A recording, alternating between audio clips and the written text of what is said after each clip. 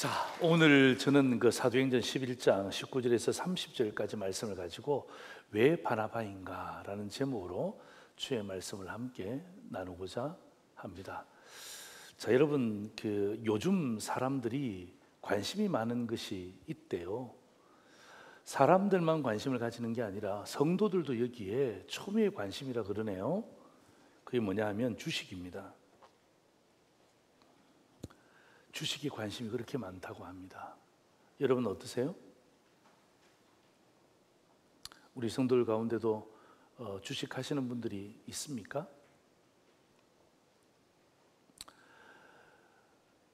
여러분, 주식이라는 것은요, 저는 전문가는 아닙니다만은 이게 여러분 투기인가 투자인가 이 부분에 대한 분명한 여러분의 선이 없으면 한순간에 어떤 의미에서는요, 모든 것이 사라지는 거예요.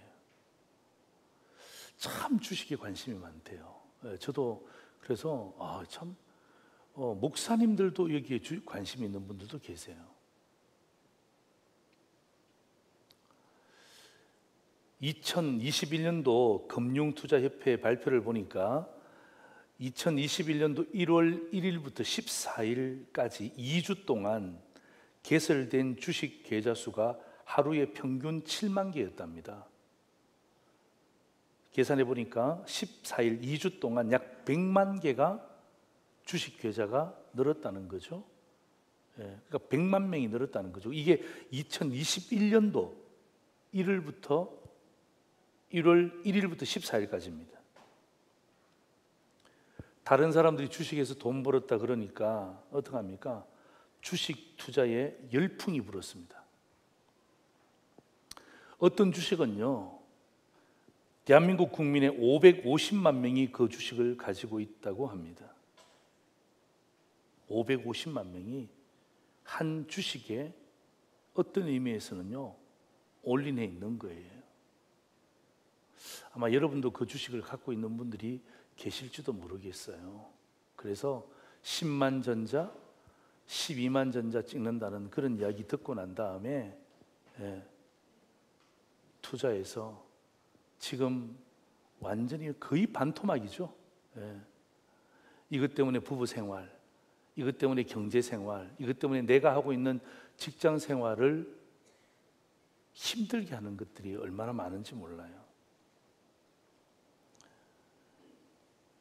그러니까 이게 지금 주식에 열풍이 부은 것 가운데 뭐냐 하면, 여러분도 이 사회 현상을 신문을 통해서 보시는 분도 알지만 어떤 신드롬 하나가 생겼어요.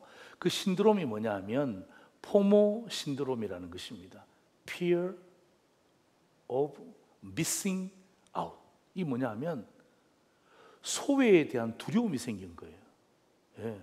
내가 소외됐다는 거예요. 소외됐다는 거. 많은 사람이 주식을 통해서 돈을 벌고, 비트코인을 통해서 돈을 벌고, 부동산 통해서 돈을 엄청나게 벌었는데 나는 돌아보니까 없어요. 나는 돌아보니까 번 게 없어요. 그 상태 그대로예요. 그래서 어떡합니까?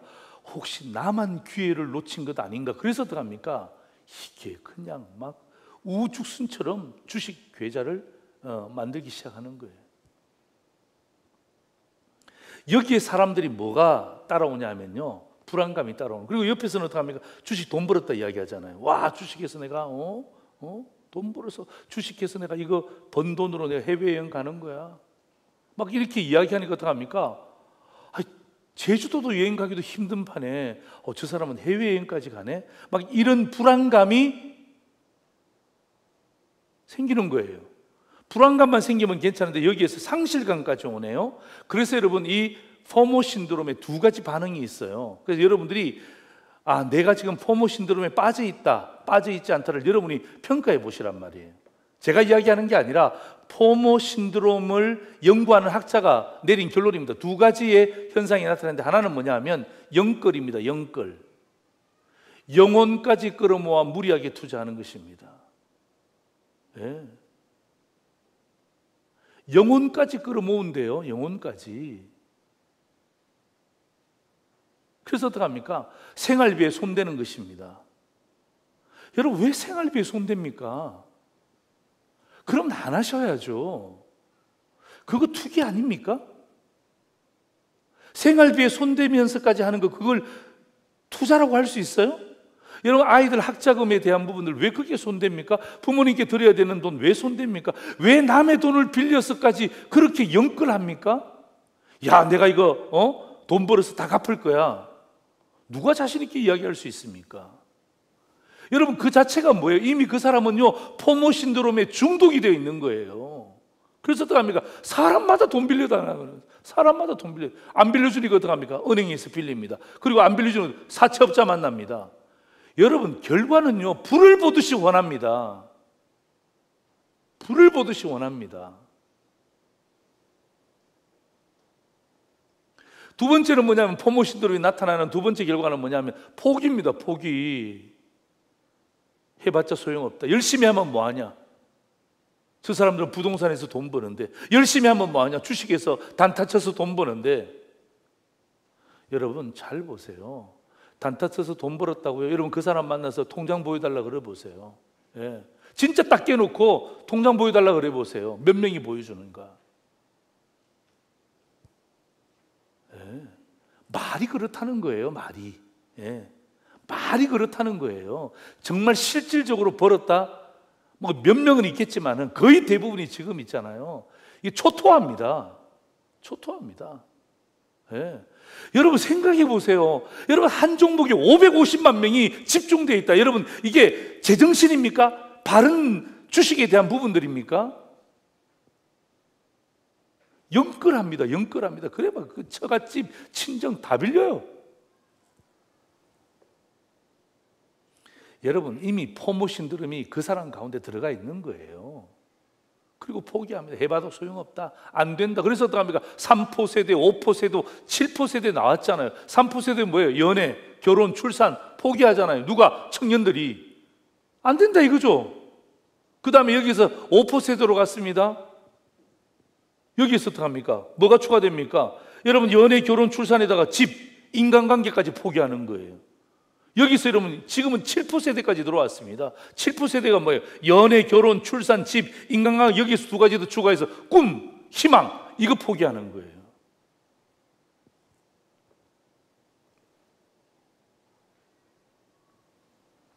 여러분, 제가 주식을 하라 말라 제가 여러분에게 이야기할 권리도 없죠. 제가 무슨 뭔데, 담임 목사가 뭔데 하라 말라 할 수 있습니까? 근데 제가 여러분에게 이 현상을 말씀드리는 거예요. 예. 그래서 어떡합니까? 오늘 주께서 우리에게 주신 말씀을 붙잡고, 야, 이거 주님이 나에게 하시는 말씀인 줄 알면요, 여러분, 여기에서 리턴 하셔야 돼요. 예. 영끌하시면 안 돼요. 여러분, 포기하시면 안 돼요. 하나님이 우리에게 주신 게 얼마나 귀한 게 많은데 왜 영끌하고 포기합니까? 여러분, 제가 말씀드렸죠. 여러분, 예수 믿는 사람에게 대박은 없습니다. 대박이 어디 있습니까? 여러분, 예수 믿는 성도에게 대박이 어디 있습니까? 그럼 성경책 자체가 없는 거예요. 기도하면 다 되고, 예? 찬송하면 다 되고, 그러면 여러분, 성경을 주신 이유가 뭐예요? 여러분, 성경을 우리에게 주신 이유가 뭡니까? 야, 조 목사, 대박은 없다. 예수 잘 믿어? 너 시련이 있어. 고난이 있어. 또 예수 잘 믿어? 너 기쁨이 있어. 감사가 있어. 여러분, 우리에게 계속해서 이런 이야기를 하는 거예요. 대박이 어디 있습니까?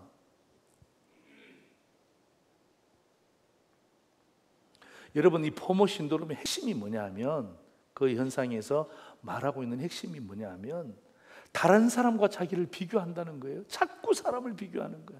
예? 자꾸 사람을 비교하는 거야. 다른 사람은 얼마 벌었는데 나는 이거밖에 안 되냐? 예? 다른 사람은 무슨 차를 타고 다니냐? 나는 왜 이런 차를 타고 다니냐? 저 사람은 어떤 옷을 입었는데 나는 왜 이런 옷을 못 입냐? 여러분, 그 옷이 내 가치를 얼마나 드러내고, 나는 그런 거 볼 때마다 너무 가슴이 아파요. 예? 그런 언론 나오잖아요. 그걸 볼 때마다 너무 저는 목회자로서 너무 가슴이 아픈 거예요. 그 사람이 그 옷을 입는 이유는 뭐 어떻게 해서 입었겠지. 나는 내 것에 대한 감사와 만족을 해야 되는데 그렇지 않고 어떻게 하면 그 사람이 입은 것이 완판이 되었대요.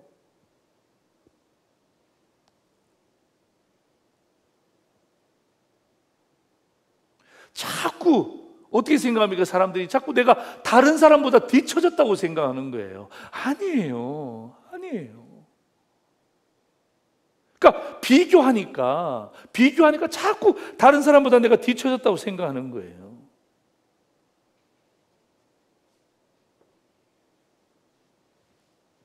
결국 있잖아요. 여러분, 이런 비교가 결국 우리에게 무엇을 없애버리는 거예요? 하나님이 우리에게 주신 감사를 없애는 거예요. 감사를. 예. 감사를 없애는 거예요. 그래서 어떻게 합니까? 감사가 없어요. 감사가. 예. 여러분, 코로나 바이러스 이후에 이제 대면이 좀 많이 살아났잖아요. 그죠? 예. 여러분, 코로나 때부터 여러분 인터넷, TV, SNS 여러분 확장으로 이 비교의식이 급속도로 확대되었습니다. 예. 여러분, 그 좀 드신 거 그렇게 올리셔야 돼요?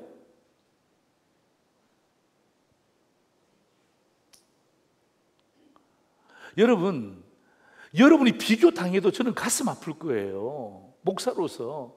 왜 상도제일의 성도들이 다른 사람에게 비교 당하면서 어려워하는 것을 제가 봐야 됩니까? 반대로 여러분이 올린 것 때문에 아무것도 아닌 것처럼 올렸지만은 그것 때문에 다른 사람들이 비교 당한다면 나는 그것 또한 가슴이 아프다 이 말이에요. 그런데 여러분, 이런 인터넷, SNS를 통해서 이게 이 비교의식이 급속도로 지금 확대되고 있어요. 여러분, 기성세대만 그렇다면 막 그냥 아유 어른들이니까 뭐 어떡하겠어 라고 이야기할 수 있는데 여러분, 심지어 지금 우리 다음 세대에도 예외가 아닙니다. 예외가 아닙니다. 여러분, 우리 다음 세대들도 예외가 아닙니다. 여러분의 자녀들, 손주들 예외가 아닙니다. 아파트 평수만 달아도 같이 안 놀아요. 상도동에서 학원 다니는 애들하고 여러분 목동에서 학원 다니는 애들하고 서로 놀지를 않습니다.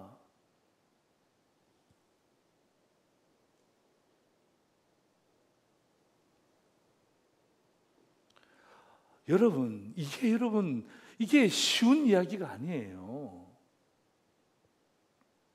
여러분 잘 생각해 보세요. 여러분 사람들과 다른 사람과 비교해서 우월감을 느끼면 여러분의 존재 가치가 높아지시나요? 왜 대답을 안 하세요? 여러분이 다른 사람들과 비교해서 뭔가 좀 우월감을 느끼면 여러분의 존재 가치가 쫙 높아집니까? 반대로 여러분 다른 사람들과 비교해서 여러분이 상대적 박탈감을 느끼면 여러분의 존재 가치가 쫙 낮아집니까? 성경 어디에 그런 말씀이 있어요? 성경 어디에 그런 말씀이 있습니까?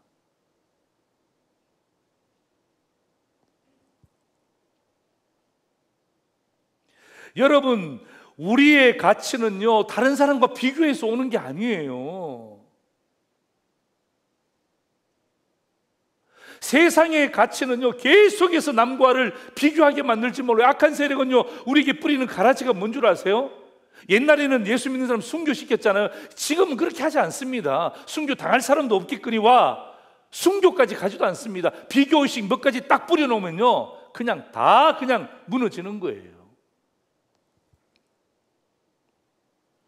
여러분, 가치는 비교에서 오는 게 아니라 존재 목적으로부터 오는 거예요. 예. 나의 존재 목적으로부터 내 가치가 오는데 이 가치를 자꾸 비교하는 거야. 자꾸 비교하는 거야. 이 사람, 저 사람 비교하고 가족끼리 비교하고 직장에서 비교하고 심지어 교회 와서도 비교하고. 그러니까 어떡합니까? 이 비교의식이 우리 가운데 있으니까 어떡하면 내 존재 가치가 어떡합니까? 점점 사라지는 거예요. 그 누가 하나 뭐 했다 그러면 막 그게 막 그냥 올인하는 거예요. 올인하는 거예요. 여러분, 나의 가치는 어디에서 옵니까? 존재 목적에서 온다 그랬잖아요. 여러분, 저와 여러분의 존재 목적이 어디로부터 출발합니까? 창세기 1장 26절에 보면 하나님의 형상대로 할렐루야. 예, 저와 여러분의 존재 가치가 다른 사람의 비교로부터 오는 것이 아니라 내가 하나님의 형상대로 지음받았다는 것. 그 이상도 아니고 그 이하도 아니고. 예? 그 이상도 아니고 그 이하도 아니고.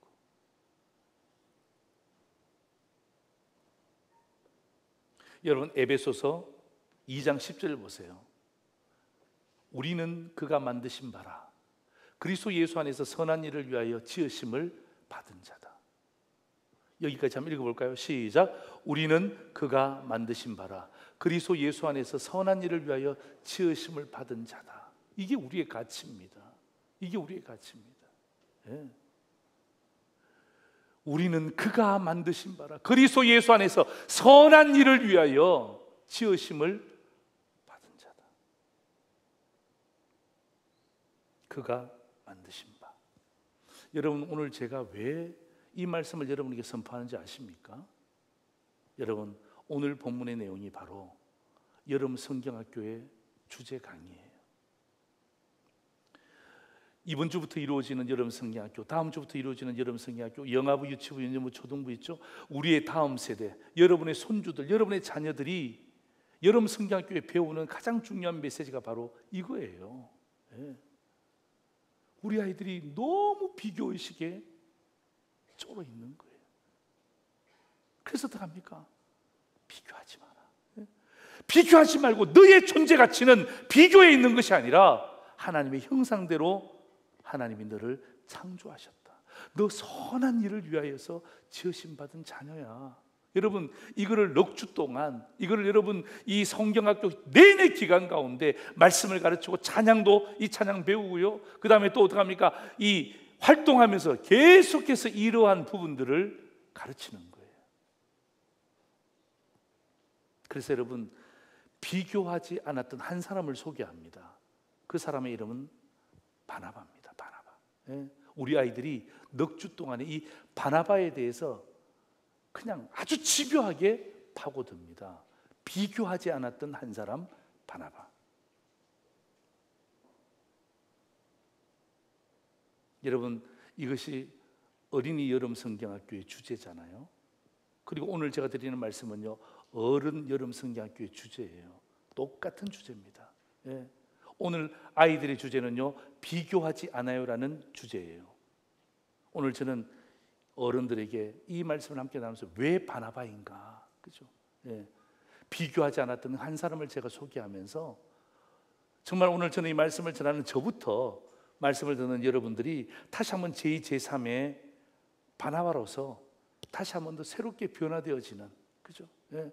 포모 신드롬이 왔다가도 10길로 도망갈 수 있는 그런 믿음의 성도들 되기를 주의 이름으로 축원합니다. 아멘. 자, 바나바에 대해서 성경이 아주 여러 군데 기록하고 있는데요. 자, 여러분 사도행전 4장 36절 보십시오. 바나바를 이렇게 소개합니다. 구브로에서 난 레위족 사람이 있으니 이름은 요셉이라. 그 다음 같이 읽습니다. 시작. 사도들이 일컬어 바나바라 하니. 이 바나바를 번역하면 뭐라고요? 위로의 아들이라. 바나바의 뜻이 뭐예요? 위로의 아들이라는 뜻이에요. 여러분, 누가 인정했습니까? 사도들이 인정했어요. 사도들이. 예. 다시 그 당시 여러분 종교 지도자들이었던 사도들이 어떡합니까? 야, 바나바는 위로의 아들이야. 위로의 아들이야. 예. 오늘 저는 이 본문을 가지고 오늘 여러분과 함께 말씀을 나누고 우리 다음 세대들은요, 이 넉 주 동안 또 여름 성경학교에 집중적으로 바나바가 왜 위로의 아들인가, 왜 하나님은 비교하지 않았던 이 한 사람 바나바를 그 공동체를 위해서 사용하셨는가, 오늘 저는 이 말씀을 여러분에게 나누고 우리 교사들은 여러분의 자녀들에게 이 바나바에 대한 이야기를 나눌 거예요. 오늘 저는 이 말씀을 통하여서 제 마음의 소원은 뭐냐 하면 정말 다시 한 번 더 우리 성도들의 마음 가운데 제2, 제3의 바나바처럼, 네,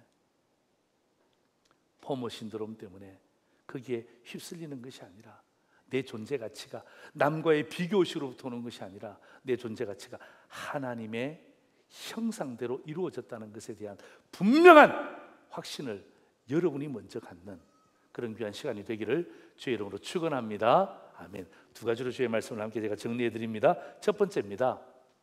왜 바나바인가? 같이 읽을까요? 시작. 균형 잡힌 사람이었다. 예. 자, 여러분 오늘 그 19절 오늘 본문 보시면 여러분 그 복음을 전했던 스데반 집사가 돌 맞아 죽습니다.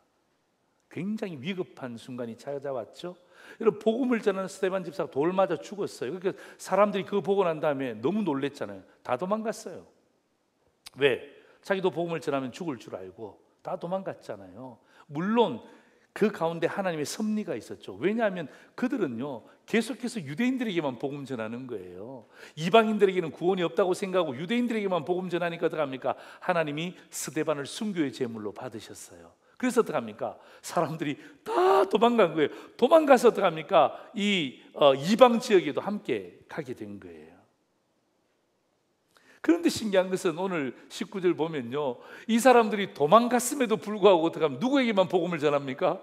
이방인들 지역에 가서도 어떡합니까? 유대인들만 찾아서 복음을 전하는 거예요. 예? 아, 저 사람 유대인이네? 복음 전해야지. 아, 저 사람 유대인이네? 복음 전해야지. 저 사람 유대인이네? 복음 전해야지. 이렇게 했단 말이에요. 그런데 그 중에 몇 사람이 용기를 내는 거예요. 용기를 내서 어떡합니까? 야, 내가 여기까지 왔는데 내가 만나는 사람들 이방인들인데 이방인들에게도 복음을 전해볼까 하고 몇 사람이 복음을 툭툭 던졌는데 놀라운 일이 생겼네요. 자, 사도행전 11장 21절 보십시오. 주의 손이 그들과 함께 하심에 수많은 사람들이 믿고 주님께 돌아온 거예요. 와우, 이거 상상할 수 없는 일이 생긴 거예요. 아니, 유대인들이 주님 앞으로 돌아와야 되는데 이방인들이 막 주님 앞으로 돌아오는 거예요. 상황이 복잡해진 거예요, 여러분. 이거 심각한 상황이에요. 그래서 어떡합니까? 사람들이 고민하죠, 지도자들이. 야, 누구 보내면 좋냐? 예. 누구 보내면 이거 잘 해결할 수 있을까? 고민하다가 만장일치로 선택한 사람이 누굽니까? 그 사람이 바나바예요, 바나바. 예. 위로의 아들이었던 바나바를 모든 사도들이 만장일치로 탁 해서 어떡합니까? 이방 지역으로 보내는 거예요. 여러분, 상황이 녹록지 않다 그랬잖아요. 스데반이 죽었습니다. 예? 사람들이 다 도망갔어요. 예, 교회에 혼란이 생겼습니다. 그런데 어떡합니까? 이방인들은 막 주님 앞으로 돌아오네요. 그런데 딱 한 사람을 선택했는데 그 사람이 바나바예요. 성경은 그에 대해서 이렇게 설명하고 있습니다. 11장 24절 보십시오. 우리 같이 한번 읽을까요? 시작. 바나바는 착한 사람이요 성령과 믿음이 충만한 사람이라. 이에 큰 무리가 죽게 더하여 지더라. 예. 바나바가 어떤 사람이냐?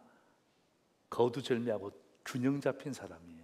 보세요, 바나바는 착한 사람이라 그랬잖아요. 여러분, 이 착하다는 말은 무슨 말이에요? 삶의 착함을 이야기하는 거예요. 여러분, 이미 우리가 잘 아시지만 여러분, 사도행전 4장을 통하여서 이미 바나바는요 그 삶이 검증이 되었어요. 우리 지금 11장을 읽잖아요. 이미 사도행전 4장을 통하여서 바나바의 삶이 검증이 되었어요. 어떻게 검증되었습니까? 여러분 아시잖아요. 막 복음이 막 그냥 예루살렘 교회에 점거되어지니까 어떡합니까? 사람들이 막 예루살렘 교회로 들어오니까 아니, 이 사람들 먹고 입히고 재우고 할 곳이 없잖아요. 물질이 필요하잖아요. 그래서 무엇합니까? 이 바나바가 자기의 밭을 판 전체 금액을 사도들 발 앞에 딱 두는 거예요. 여러분, 사도들이 놀랬죠. 여러분, 지금도 밭 한 평이 얼마나 중요합니까? 그런데 여러분, 그 당시에 여러분 자기의 소유물인 밭을 팔아서 전액을 사도들 발 앞에 딱 두니까 어떡합니까? 사람들이 놀래는 거예요. 사도들이 와, 진짜 위로의 아들이네. 예. 사람들이 막 박수 치면서 와, 바나바, 바나바, 바나바. 예.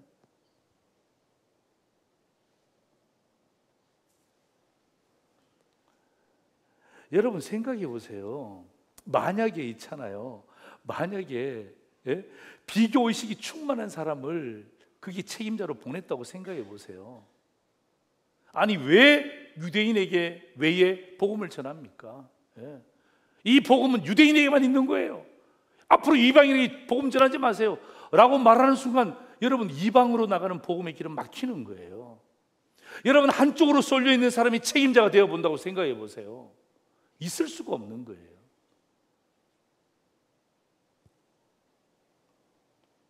여러분 보세요. 이 착한 사람이요, 그 다음에 성령과 믿음이 충만했던, 다시 말하면 균형 잡힌 바나바였던 이 사람이 여러분 다른 사람과 여러분 비교했겠습니까? 네. 여러분, 건강한 사람의 특징이 뭔 줄 아십니까? 몸무게가 많이 나가는 사람이 건강한 사람이죠. 아니, 고기를 끄덕이시면 안 되죠. 아니, 몸무게가 많이 나가는 사람이 뭐가 건강한 사람이에요? 그건 빨리 병원 가보셔야 되는 것 아니에요? 몸무게가 아주 적게 나가는 사람이 건강한 사람이죠. 막 한 뭐 23kg, 32kg. 왜 그 모델들 보시면 그런 모델들이 있잖아요. 막 그냥 비쩍 말란 모델들 보시면 나는 너무 가슴이 아파. 가슴이 아파. 이 사람 돈도 없나? 아니, 돈도 엄청 많아요. 여러분, 그런 사람들을 보면서 건강하다, 건강하지 않다 이야기하는 게 아니고, 여러분, 건강의 가장 중요한 척도는 뭐예요? 균형이에요, 균형. 예. 그 사람이 건강하다, 뭐예요? 균형 잡혔다는 거예요. 그러니까 어떡합니까? 여러분, 균형 잡힌 사람은요, 남과 비교하지도 않고 남들로부터 비교당하지도 않아요. 그러니까 포모 신드롬은 이 균형 잡힌 사람들에게는 나타날 수가 없는 현상이에요. 내 삶과 내 신앙이 딱 균형 잡혔는데 뭐 저 사람이 무슨 뭐 했다고 해서 그 사람이 뭐 했다고 해서 그게 휩쓸릴 리가 만무한 거죠. 그 비교의식을 하잖아요. 그럼 어떡합니까? 이렇게 비교의식 하면요, 막 이리 휩쓸리고 저리 휩쓸리고 오죠. 예. 막 사람들하고 비교하다 보면 끊임없이 스트레스 받는 것입니다. 여러분, 왜 사도들이 바나바를 선택한지 아시겠죠? 예. 오늘 성경은 우리에게 분명히 이야기하는 것입니다. 오늘 여러분, 저와 여러분이 어떤 의미에서 비교하고 비교당하는 이 세상을 살아갈 때 오늘 성경이 우리에게 딱하니 한 사람의 인물을 제시하고 있습니다. 바나바. 우리 다음 세대에게도 똑같은 인물을 제시합니다. 바나바. 균형 잡힌 한 인물. 여러분, 그 인물이 그 공동체에 들어가니까 어떡합니까? 공동체가 성숙해지는 거예요. 자, 여러분, 이제 우리 아이들이 이 바나바를 통해서 결국 누구를 배우자, 그죠? 예, 여러분, 오늘 제가 바나바에 대한 이야기를 하지 않습니까? 바나바를 통해서 우리는 배워야죠, 그죠? 제가 이야기했잖아요. 제2, 제3의 바나바가 되어야 된다. 결국 맞습니다. 그러나 결국 우리가 나가야 될 가장 중요한 인물이 누구죠? 예수 그리스도 아닙니까? 자, 누가복음 2장 52절 보세요. 이렇게 되어 있습니다. 예수는 지혜와 키가 자라가며 그 다음 같이 읽습니다. 시작. 하나님과 사람에게 더욱 사랑스러워 가시더라. 아멘. 저 말이 무슨 말이에요? 하나님과 사람에게 더욱 사랑스러워 갔다는 말이 무슨 말입니까? 균형 잡혔단 말이에요. 예수는 하나님에게만 사랑받으셨더라. 그러면 우리 마음에 상처가 되었을 거예요. 예수는 사람에게만 사랑받아 가셨다 그러면 우리는 약간 좀 고개를 갸우뚱했을 거예요. 뭐라고 되어 있습니까? 하나님과 사람에게. 이게 뭐죠? 균형 잡혔다는 거예요. 그래서 어떡합니까? 하나님이 예수를 우리의 구세주로 이 땅에 보내신 거예요. 여러분, 우리 이번에 우리 아이들이 함께하는, 오늘부터 이미 여름 성경학교 시작됐습니다만은, 여러분, 우리 아이들이 함께하는 이 여름 성경학교, 또 그다음에 우리 다음 세대가 여름 수련회 있잖아요. 여러분, 이것은 뭐냐면, 여러분, 공부보다 왜 중요하냐면요, 여러분, 아이들이 한쪽으로 쏠려 있단 말이에요. 코로나 이후에 지금 저희들이 3년 동안 못했거든요. 어떤 의미에서 3년 동안 이쪽으로 완전히 쏠려 있는 우리의 다음 세대를 어떻게 합니까? 오늘 하나님의 말씀을 통해서, 바나바라는 인물을 통해서 어떻게 합니까? 하나님 쪽으로 쫙. 아무도 아멘 안 하네. 다시 한 번 더. 자, 여러분, 이쪽으로 쏠려있는, 한쪽으로 쏠려있는 그 우리 다음 세대를 향해서 오늘 바나바를 통해서 들어갑니다. 하나님 쪽으로 쫙.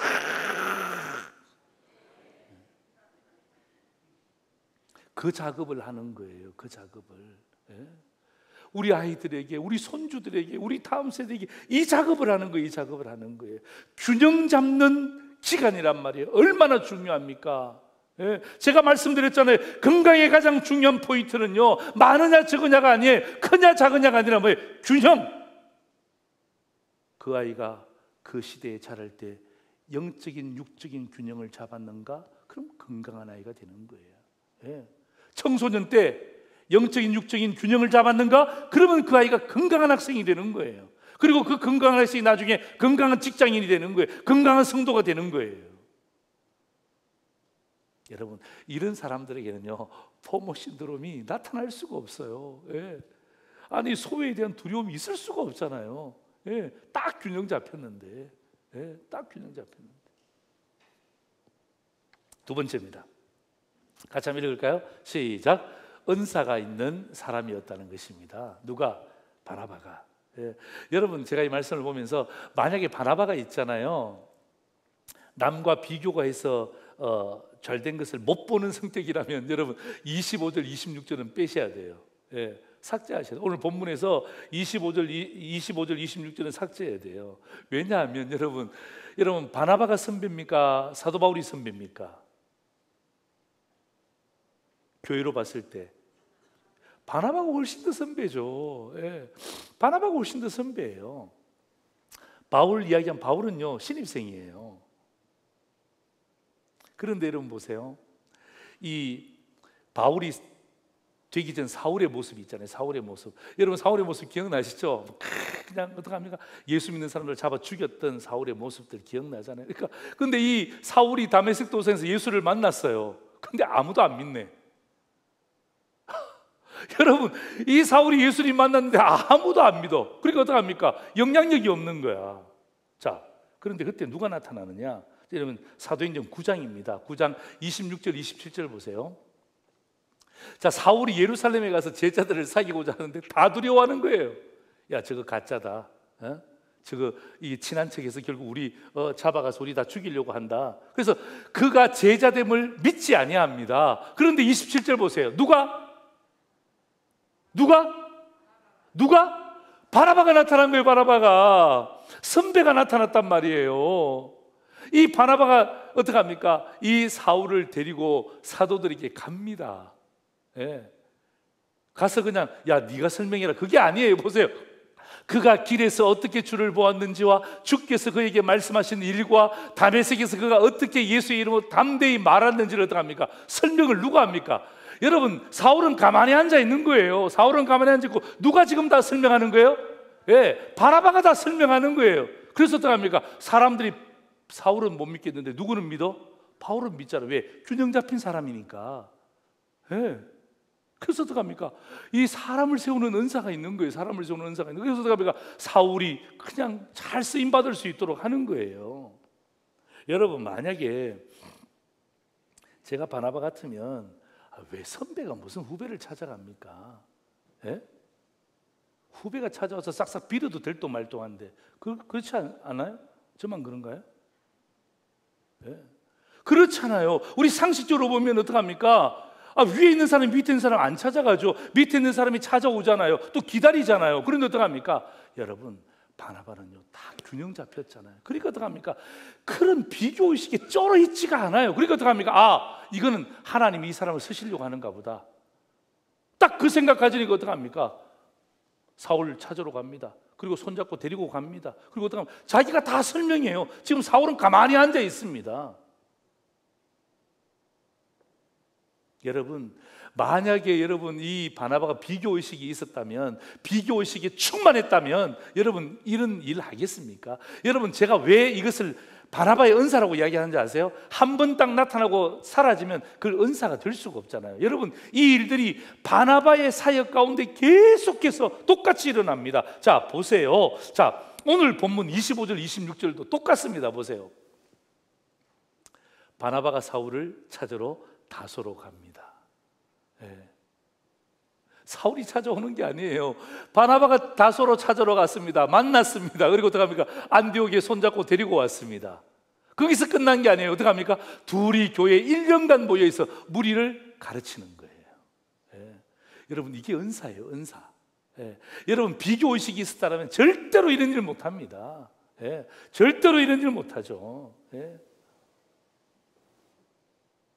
여러분 생각하는 것하고 실행이 옮기는 건 다르잖아요. 그러니까 어떡합니까? 여러분 바나바는요 생각뿐만 아니라 실행이 옮기는 거예요. 저는요 이 말씀을 오늘 제가 여러분에게 주제 강의로 함께 나누면서 저는 오늘 성도님들이 오늘 바나바에 대한 이 메시지를 여러분 깊이 받아들이고 난 다음에 여러분 아이들에게도 한번 질문을 던져보세요. 여러분 손주들에게도 한번 질문 던져보세요. 야 너희들 오늘 뭐 이번 여름 성경학교 때 바나나에 대해서 배운다며?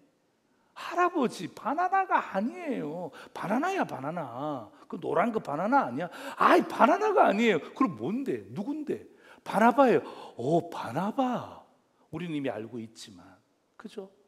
그렇게 해서 어떻게 합니까? 부모와 자녀가, 할아버지와 손주가 어떻게 합니까? 영적으로 유무상통하는 거예요. 네. 여러분 은사가 뭔 줄 아십니까? 여러분 우리는 하나님께서 이 땅에 보내실 때 여러분 은사 없는 사람이 아무도 없어요. 여러분 여기에 뭐 그냥 목사님 저는 은사가 없습니다. 여러분 그것도 은사예요. 은사 없다고 이야기하는 것도 은사야.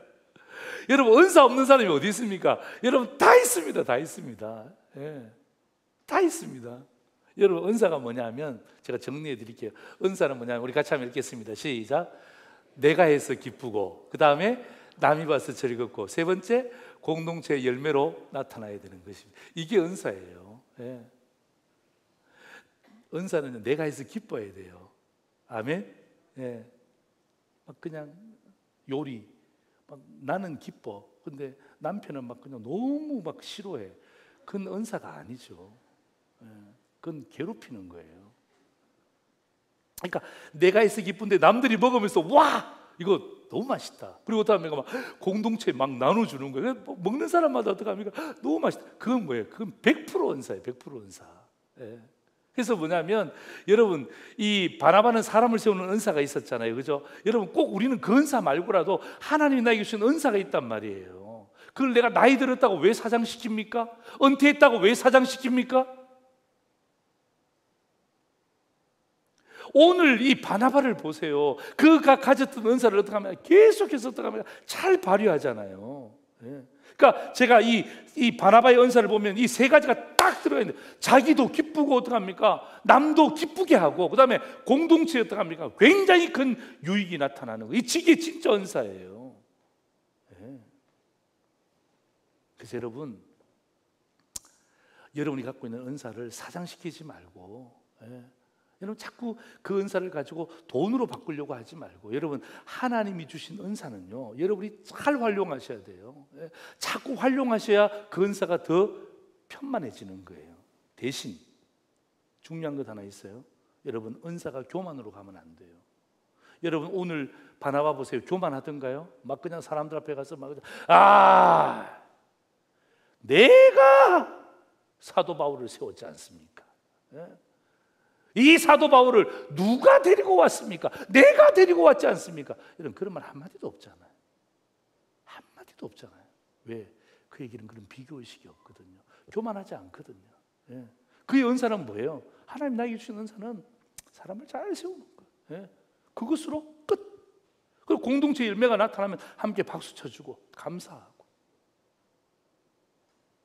그래서 여러분 하나님 여러분에게 은사를 주셨는데 여러분 은사가 교만하면 안 되고요.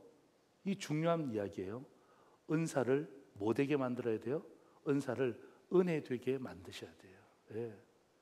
은사는요 각기 사람마다 다르잖아요. 그죠? 각기 사람마다 달라요. 그래서 어떡합니까? 이 은사는 각기마다 사람마다 다르기 때문에 약간 삐쭉삐쭉해요. 삐쭉삐쭉해.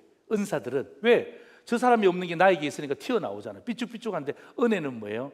하나님의 값없이 주시는 선물이에요. 그래서 어떡합니까? 은혜가 충만하면 어떡합니까? 이 은사를 딱 감사하는 거야. 그래서 어떡합니까? 은혜 속에 은사가 딱 들어가 있는 거야. 그래서 어떡합니까? 사람들이 그 은사를 보면 은혜를 느끼는 거야. 그래서 어떡합니까? 받은 은사가 교만하지 않으려면 이 은사를 은혜되게 만드는. 그래서 저는 오늘 이 말씀을 보면서 바나바는 사람을 세우는 은사가 있었지만 그 은사 위에 뭐가 임한 거예요? 은혜가 임한 거예요. 할렐루야, 할렐루야. 은혜가 임한 거예요. 그러니까 은혜가 충만하니까 어떡합니까? 이 은사가 그냥 너무나 귀하게 쓰임받는 거예요. 그리고 여러분 오늘 그 본문 보니까 26절에 보니까 합력하여서 선한 사역이 나타나네요.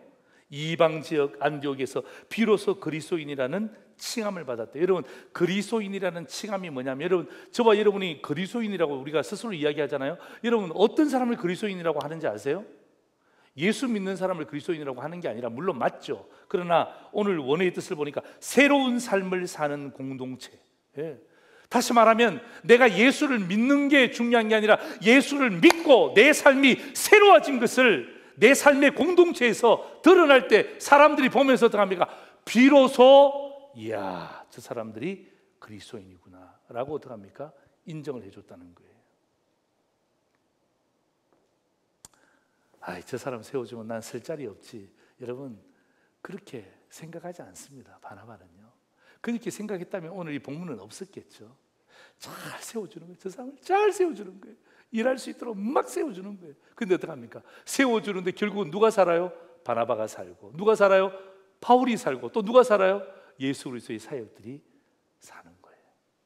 여러분, 오늘 제가 여러분 드렸던 말씀은요, 어린이 여름 성경학교가 아니라 어른 여름 성경학교의 주제입니다. 예, 그죠? 오늘 여러분 이 말씀을 여러분 잘 기억하셔서 어떻게 하든지 간에 우리 다음 세대와 우리 할아버지와 할머니, 우리 손주들과 잘 믿음 가운데 연결되어지고, 여러분 하나님께서 우리에게 주신 것은요, 하나님의 형상대로 쓰임 받는 거예요. 내 존재 가치가 거기에 있다는 걸 잊으시면 안 돼요. 예. 포모 신드롬 올 수 있습니다. 열 길로 도망가기를 주의 이름으로 축원합니다. 하나님 우리에게 주신 것 때문에 감사를 놓치시면 안 돼요. 기쁨을 놓치시면 안 돼요. 예. 비교 당하지도 말고 비교하지도 말고 주신 것에 대해서 감사, 영광, 예. 기쁨으로 충만한 상도절의 믿음의 성도들 되시고 우리의 다음 세대들 되기를 주의 이름으로 축원합니다. 아멘. 마지막 그림 보세요. 왜 바나바인가? 첫 번째 같이 읽습니다. 시작. 삶과 신앙이 균형 잡힌 사람이었다. 두 번째요, 사람을 세워주는 은사가 있는 사람이었다. 하나님은 이 바나바를 사용하셨어요. 오늘 우리가 이 말씀을 통하여서 제2, 제3의 바나바로서 우리 다음 세대가 이 제 두 번째, 세 번째 바나바로서 더 귀하게 쓰임받는 우리 믿음의 영웅들이 되기를 주의 이름으로 축원합니다. 아멘. 기도하겠습니다. 하나님 고맙습니다.